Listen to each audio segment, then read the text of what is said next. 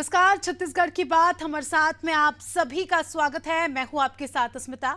आज बात छत्तीसगढ़ में प्रियंका की चुनावी सभा की। कांग्रेस की राष्ट्रीय महासचिव प्रियंका गांधी ने छत्तीसगढ़ में कोरबा लोकसभा के चिरमिरी में जनसभा को संबोधित करते हुए प्रधानमंत्री मोदी पर जमकर हमला बोला।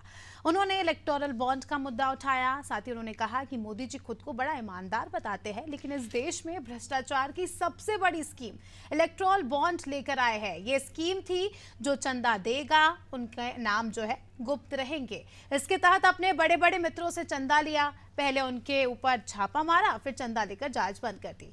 प्रियंका ने गुजरात में पोल गिरने की घटना का भी उदाहरण दिया है और ये इस बात को कहा है। उन्होंने कोविड वैक्सीन कोविशील्ड को लेकर जो रिपोर्ट आई है उसका भी जिक्र किया है अपने भाषण में और कहा कि टीका लगवाकर कुछ लोग मर गए, कुछ बीमार हो गए। राधिका खेड़ा के मुद्दे से जूझ रही कांग्रेस की नेत्री प्रियंका ने बीजेपी पर यह भी कहा कि ये आरोप लगाए कि महिलाएं जलाई जा रही है, उनका शोषण हो रहा है, जो कर रहा है सरकार उसे बचा रही है। क्या प्रियंका ने इलेक्टोरल बॉन्ड का मुद्दा उठाकर महादेव ऐप शराब घोटाले जैसे घोटाले का जवाब देने की कोशिश की है? और कोविड वैक्सीन का मुद्दा उठाने के पीछे प्रियंका का क्या मकसद है? आज इसी मुद्दे पर बात करेंगे, लेकिन उसके पहले सुनते हैं कुछ प्रतिक्रियाएं।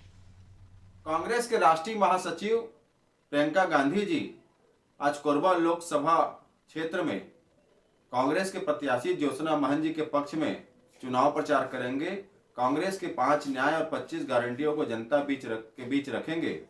बीते 10 साल में मोदी सरकार ने हर वर्ग से अन्याय किया है और मोदी सरकार के नाकामी वादा खिलाफी से जनता को अवगत कराएंगे।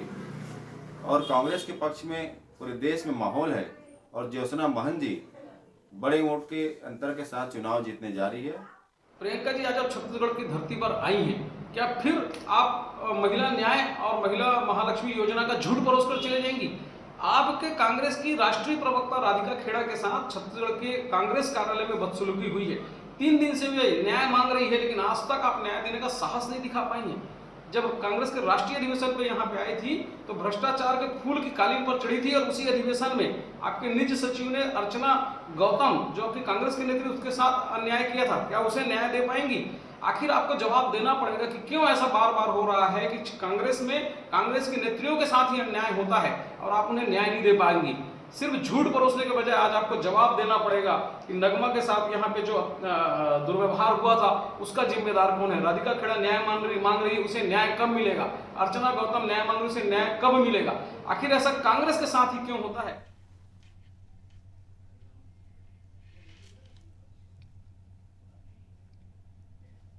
चलिए, इसी के साथ इस पूरे मुद्दे पर चर्चा करने के लिए हमारे साथ कुछ खास मेहमान जुड़ चुके हैं। आपका परिचय उनसे करा देती हूँ। बीजेपी प्रवक्ता गोपाल सामंतो जी हमारे साथ जुड़ चुके हैं। कांग्रेस से रवि गवलानी जी जुड़ चुके हैं। साथ ही रमेश पांडे जी हमारे साथ जुड़ चुके हैं, वरिष्ठ पत्रकार है। बहुत बहुत स्वागत है आप सभी का अनादि टीवी में। सबसे पहले रमेश जी, मैं आपसे समझना चाहूंगी, आज कोरबा का दौरा था प्रियंका गांधी का और उनका भाषण कई मायनों में खास यहाँ पर देखा जा रहा है। अलग अलग एंगल्स पर उन्होंने बात की। भ्रष्टाचार को लेकर उन्होंने बात की, कोविड वैक्सीन को लेकर बात की, महिलाओं को लेकर बात की। जब हम देखते हैं, छत्तीसगढ़ की बात करते हैं, तो महादेव ऐप सबसे बड़ा यहाँ पर भ्रष्टाचार का मामला है जिस पर जांच चल रही है। और ऐसे में इलेक्टोरल बॉन्ड का जवाब यहाँ पर प्रियंका गांधी देती नजर आई है और उसके बाद वैक्सीन को लेकर वो बात कर रही है, जो कि अभी शोध का विषय है, विज्ञान का विषय है। कैसे देखते हैं आप उनके भाषण को? देखिए, ये देश का दुर्भाग्यपूर्ण है कि लोकसभा जैसे चुनाव में कांग्रेस और भारतीय जनता पार्टी, मैं दोनों पार्टियों को कहूंगा या और भी पार्टियों को मैं शामिल करूंगा जो चुनाव में महत्वपूर्ण भूमिका निभा रहे हैं, वो ऐसे मुद्दों पर बात कर रहे हैं जो बहुत ही हल्के और स्तरहीन है। आपने प्रियंका गांधी की बात कही तो मैं थोड़ा सा जिक्र करूंगा कि इलेक्टोरल बॉन्ड का जो मुद्दा कहा जा रहा है कि इलेक्टोरल बॉन्ड कोई करप्शन नहीं है, ये एक व्यवस्था में त्रुटि है। और मैं तो ये कहूंगा कि कांग्रेस ने भी इलेक्टोरल बॉन्ड से चंदा लिया है, तो वो ये कैसे कह सकती है कि भारतीय जनता पार्टी ने इसमें भ्रष्टाचार किया है? अब भ्रष्टाचार की बात करूं तो आप देखिए 1992 में जब 52 में जब पहला इलेक्शन हुआ और आज जो 18वीं लोकसभा का इलेक्शन चल रहा है, सब हर कोई इलेक्शन ऐसा नहीं है जिसमें भ्रष्टाचार को राजनीतिक दलों ने मुद्दा न बनाया हो। सवाल इसका नहीं है कि वो क्या बोल रहे हैं, लेकिन उनको ये समझना चाहिए कि वो देश को क्या बताना चाहते हैं, मतदाताओं को क्या समझाना चाहते हैं। आज आप देख लीजिए, भारतीय जनता पार्टी की ही सभा में कांग्रेस पार्टी की भी सभा में, अन्य दलों की सभा में भी ऐसे बातें कही जाती हैं जिसका कोई अर्थ नहीं है, जिसका कोई मायने नहीं है, और ये भी समझ में नहीं आता कि अगर ये सरकार में आ जाएंगे तो क्या करेंगे। तो दुर्भाग्यपूर्ण है ये देश के लिए।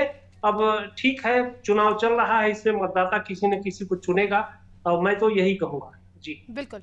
रवि जी हमारे साथ जुड़े हैं कांग्रेस से। रवि जी, क्या कांग्रेस अपने मुद्दों से भटक गई है? जिन मुद्दों को लेकर आपने भारत जोड़ो यात्रा निकाली, उसके बाद न्याय यात्रा निकाली, मैनिफेस्टो में जिन मुद्दों की आपने बात कही, लेकिन जिस तरह से प्रियंका गांधी जी का भाषण आज सबने सुना, ऐसा लग रहा है कांग्रेस मुद्दों से भटक गई है।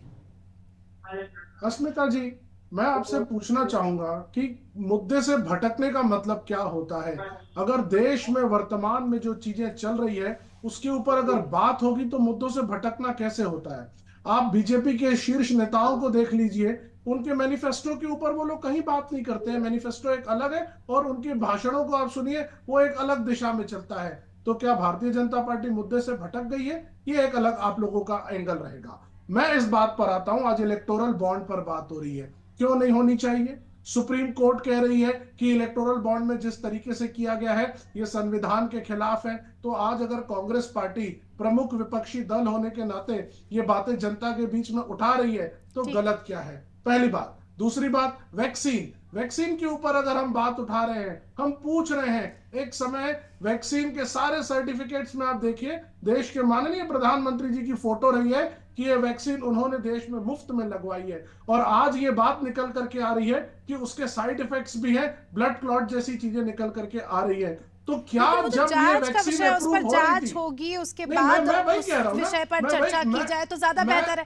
चुनावी माहौल है, जनप्रतिनिधि के तौर पर प्रियंका गांधी आई है, तो ऐसे में तो मुद्दों पर ही बात होनी चाहिए कि जब जनप्रतिनिधि आते हैं और खासकर जब इतने बड़े चेहरे आते हैं तो जनता को भी उम्मीद होती है कि हमारे मुद्दों पर बात करें, छत्तीसगढ़ के जो मूल मुद्दे हैं उन पर बात करें।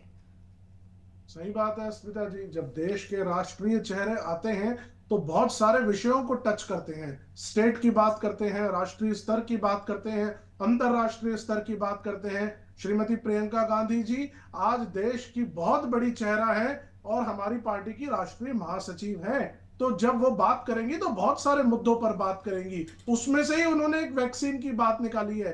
भारत सरकार को स्पष्टीकरण देना चाहिए कि जब इतनी बड़ी वैक्सीन का उन्होंने ऑर्डर किया तो क्या चीजें उन्होंने ली थी, क्या मापदंड देखे थे, किस तरह के उनसे एफिडेविट और चीजें ली गई थी। वैक्सीन का तो आप विरोध भी कर रहे थे सर, आज वो सारी चीजें बातें शुरू में आप विरोध भी कर रहे थे, फिर आप ही के नेता लगवा कर भी आते और अब फिर से विरोध करना शुरू कर दिया। गोपाल जी, क्या कुछ जवाब देना चाहेंगे प्रियंका गांधी के भाषण को लेकर, वैक्सीन को लेकर, भ्रष्टाचार को लेकर, क्या कुछ कहेंगे? उनसे जवाब ले लेते हैं।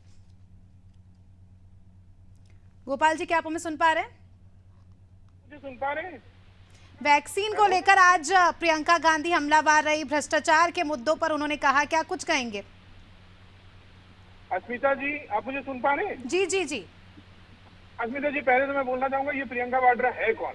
आज तक इन्होंने पार्षद चुनाव तक के नहीं लड़ा है। अगर ये गांधी परिवार की पुत्री नहीं होती, नेहरू परिवार की पुत्री नहीं होती तो ये नेता भी नहीं बन पाती। ना तो इनमें नेता बनने की कोई क्वालिटी है। आज अगर आप इनके भाषण देखेंगे तो आज अगर ये 3 बार बोल रही थी कि आपको देखना चाहिए, परखना चाहिए कि आपके सामने वोट मांगने कौन आया है। वो खुद ही संशय में थी कि मैं वोट मांगने आई हूँ या किसी और विषय पे बात करने आई हूँ। दूसरी बात, जब आप देखिए रवि जी, जब तक आप बोलते रहे मैं सुनता रहा, अब आपकी सुनने की बारी है।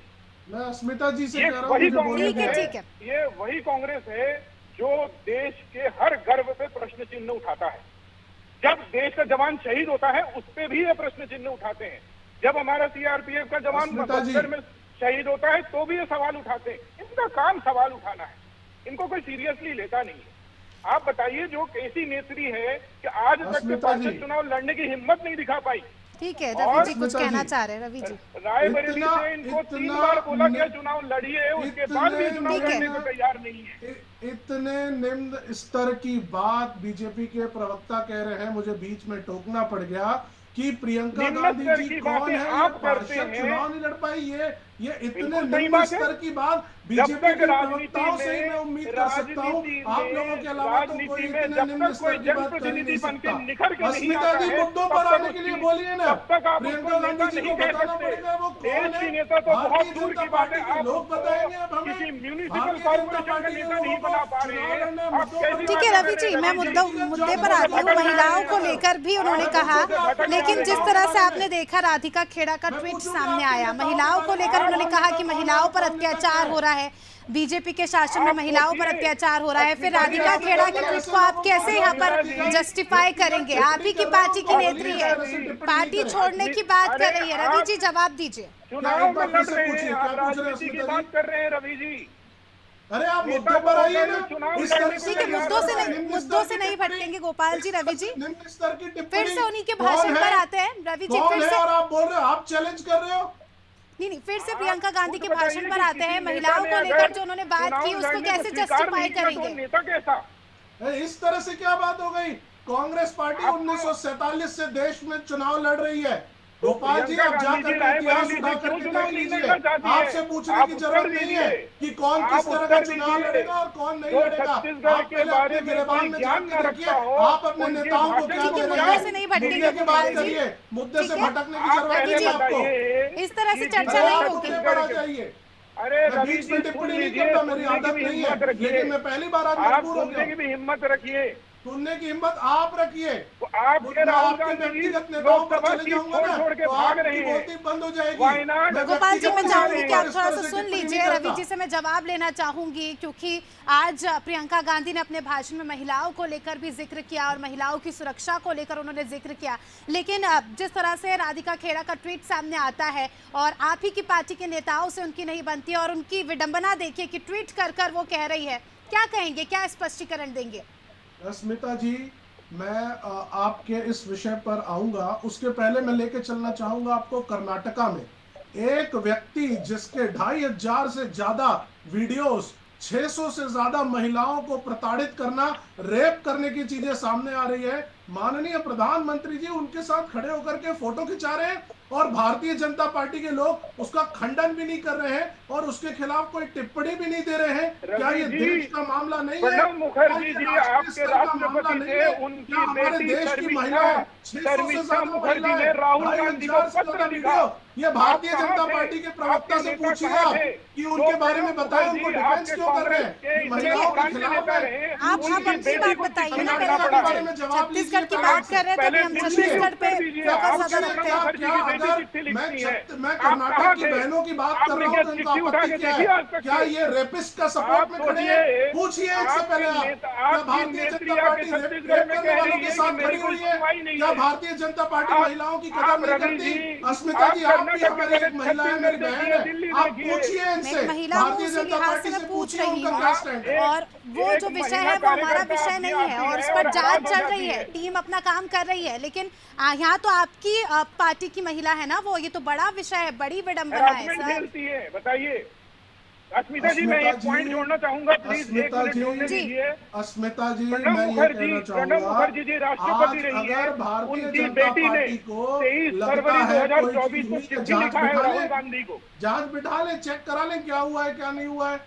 आप जांच की बात कर रही हैं, आप कह रही हैं कि 600 महिलाओं की जहां बात आ रही है वहां जांच चल रही है। जुडिशियरी के ऊपर भारतीय जनता पार्टी की सरकार है प्रदेश में, भारतीय जनता पार्टी की सरकार आपकी कर रही है ना, और फिर आपकी पार्टी के नेता कहते हैं कुछ नहीं हुआ। सारी चीजें निकल कर क्या जाएंगी? चिल्लाने से वोट में तब्दील नहीं होता आवाज। अरे वोट की बात ठीक है, फिर से कोरबा सीट पर ही आते हैं, मुद्दों से नहीं भटकेंगे।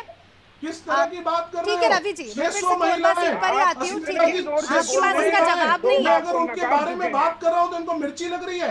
रेपिस्ट लोगों के साथ भारतीय जनता पार्टी खड़ी हुई है, जो देश का, मैं समझता हूँ दुनिया का सबसे बड़ा मामला है, ऐसे रेपिस्ट लोगों के साथ खड़ी है। शर्म आनी चाहिए भारतीय जनता पार्टी को। आपको दिख नहीं रहा है, आपकी नेत्री आपके कार्यालय में, प्रदेश कार्यालय में रो रही है। सीट लेने के चक्कर में अंधे आप हो चुके हो, मूल अपने भावनाओं से भटक चुके हो। चाल चरित्र चेहरे की बात करने वाली आज भारतीय जनता पार्टी पूरी तरीके से खो चुकी है। रेपिस्ट लोगों के साथ खड़ी हुई है और आप लोगों के पास उसको डिफेंस कर रहे हो। शर्म आनी चाहिए।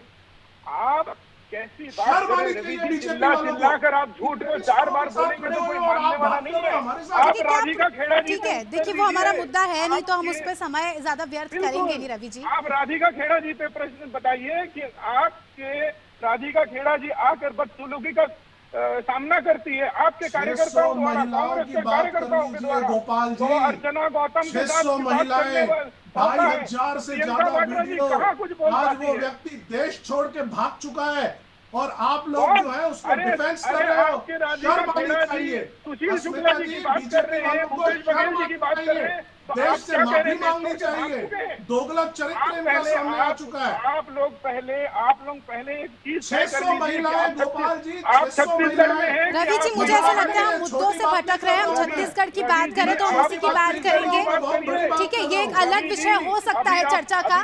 आज ही का है, क्योंकि आज ही का है मैटर और आज ही उनका ट्वीट आया, कल भी उन्होंने ट्वीट किया था। तो मेरा सीधा सा सवाल है, आप अपना पक्ष रखिए और अपनी पार्टी को लेकर जवाब दीजिए। राधिका खेड़ा वो जी एक से अलग बात विषय करिए, है। जिस पे डिबेट है उस देखिए पे बात अस्मिता करिए। जी, मैं इतना ही कह रहा हूँ, कांग्रेस पार्टी में सब ठीक है, कहीं कोई तकलीफ नहीं है। कई बार चीजें इस तरह की सामने आ जाती हैं, लेकिन भारतीय जनता पार्टी मूल से भटका रही है चीजों को। आज लेकिन जब उसे मैं accept 600 भी करना महिलाओं की सीखे, बात एक कर तरफ- रहा हूं तो इनके ठीक। पास जवाब नहीं है। रेपिस्ट लोगों के साथ बीजेपी खड़ी हो रही है।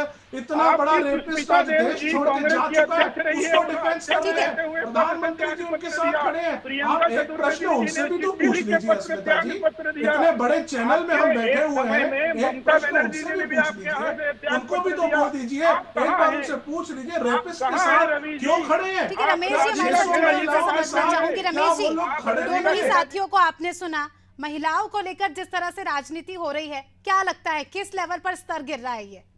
देखिए, मैं फिर वही बात दोहराऊंगा कि लोकसभा जैसे चुनाव में इतने हल्के मुद्दे उठाए जा रहे हैं। मैं कांग्रेस पार्टी को भी कहूंगा, भारतीय जनता पार्टी को भी कहूंगा। कर्नाटक में अगर कांग्रेस मुद्दा उठाती है तो उसको यह भी बताना चाहिए कर्नाटक में किसकी सरकार है इस समय। अगर कर्नाटक से कोई अपराधी भागता है तो किसकी जिम्मेदारी है? बिल्कुल। दूसरी बात, कर्नाटक से पहले पश्चिम बंगाल में संदेश खाली का प्रकरण सामने आया।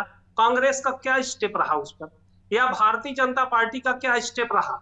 ये दोनों विषयों पर भी चिंतन होना चाहिए। हालांकि चुनाव के ये मुद्दे ही नहीं है, न संदेश खाली कोई मुद्दा है, न कर्नाटक का प्रकरण मुद्दा है। कर्नाटक में 26 अप्रैल को पहले चुनाव हो चुका है। बिल्कुल। अब इन मुद्दों को उठाने से, चुनाव में इसका प्रचार करने से, भाषण देने से कोई असर नहीं पड़ने वाला है। जो मौलिक मुद्दे हैं उस पर बात होनी चाहिए, मौलिक मुद्दों पर बहस होनी चाहिए। नेताओं को उन मौलिक मुद्दों को अपने प्रचार में शामिल करना चाहिए और बड़ी जनसभाओं में उस बात बारे में बोलना चाहिए। लेकिन ये दुर्भाग्य है कि कहीं रेप के बारे में बोला जा रहा है, कहीं किसी के बारे में बोला जा रहा है, कहीं किसी पे व्यक्तिगत आरोप लगाए जा रहे हैं। ये बड़ा दुर्भाग्यपूर्ण स्थिति है। स्तर भी हम देख सकते हैं रमेश जी कि वही ना कि जनता बड़े उम्मीदों से आती है कि हमारे मुद्दों की बात होगी, हमारी समस्याओं का यहाँ पर जिक्र होगा, लेकिन इस तरह की कोई बातें नहीं देखने को मिलती। फिर से मैं कोरबा सीट पर ही आती हूँ रवि जी। अभी भले ही आपके खाते में है कोरबा सीट, 2 सीटों पर यहाँ पर कांग्रेस सिमट गई, लेकिन अगर हम वोटिंग परसेंटेज की बात करें तो लीड जो है पिछले 3 चुनाव की हम देखें तो यहाँ पर कांग्रेस जो है कमजोर नजर आती जा रही है इस बार, क्योंकि बीजेपी का दावा है कि 11 की 11 सीटें जीतेंगे। तो क्या लगता है इस बार कोरबा सीट पर क्या कुछ आपका समीकरण बैठने वाला है? स्मिता जी, हमारी पार्टी, आप जैसे बोल रहे हैं कि कांग्रेस कमजोर नजर आ रही है, कांग्रेस पार्टी छत्तीसगढ़ में इस तरह से कमजोर नजर आ रही है कि देश के प्रधानमंत्री जी मजबूर हो गए एक रात छत्तीसगढ़ में बिताने को।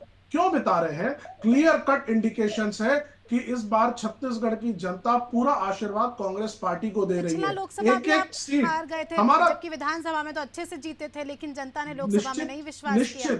निश्चित हम पिछला लोकसभा हारे थे और वर्तमान में विधानसभा भी हारे हैं। हम में कुछ कमियां रही थी, मैं अपनी कमियों को स्वीकार करूंगा। मैं बिल्कुल नहीं कहूंगा कि हम परफेक्ट थे, कुछ गलतियां रही थी इसलिए हम हारे हैं और उन सारी चीजों को हम दूर कर रहे हैं। एक एक चीजों को हम जनता के बीच में गए हुए हैं। हमारे सारे नेता ग्राउंड जीरो में हैं और मैं आपको बता रहा हूं, पिछली बार 11 में 9 बीजेपी थी, इस बार 11 में 9 से ज्यादा कांग्रेस पार्टी जीत करके आ रही है। जनता ने मन बना लिया है। वो महंगाई के मुद्दे पे बात कर रही है, भ्रष्टाचार के मुद्दे पे बात कर रही है, पेट्रोल डीजल को लेकिन कम आप करने यहाँ के पर मुद्दे पर मुद्दे बात भटक कर रही गए। है ठीक है और गोपाल जी, हमारे क्या देश जवाब में देंगे? डेवलपमेंट की बात कर रही है, ना कि धर्म की बात कर रही है। जनता मन कॉन्फिडेंस बना मोड चुकी में है है। कांग्रेस, 9 से ज्यादा सीटें धर्म की जीती बात तो हमेशा कांग्रेस करती है और एक कलर पे ही बात करती है, दूसरा कलर उनको दिखता भी नहीं है। दूसरी बात, हम डेवलपमेंट की बात कर रहे हैं।